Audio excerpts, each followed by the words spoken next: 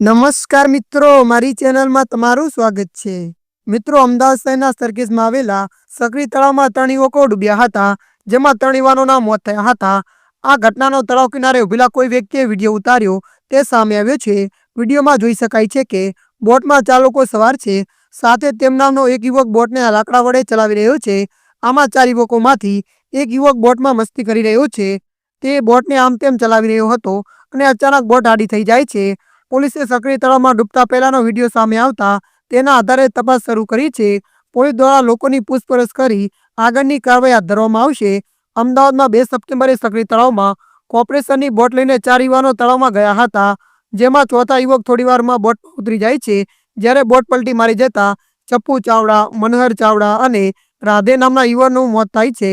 સક્રી તળાવ પાસે કોઈ સિક્યુરિટી ગાર્ડ ના હોવાની વાત પણ સામે આવી છે। આ ઘટનાની જાણ થતાં ફાયર વિભાગ અને રેસ્ક્યુ ટીમ તાત્કાલિક ઘટના સ્થળે દોડી આવે છે। આ ઘટના સ્થળે લોકો એકઠા થઈ ગયા હતા।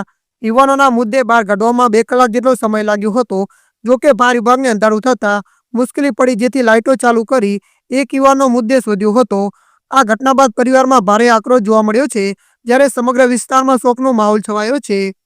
ત્યારે મિત્રો, હાલમાં તે આટલું। મળીશું નવી અપડેટ સાથે। જો તમને અમારો વિડીયો પસંદ આવે, લાઇક, શેર અને સબસ્ક્રાઇબ કરી નાખજો।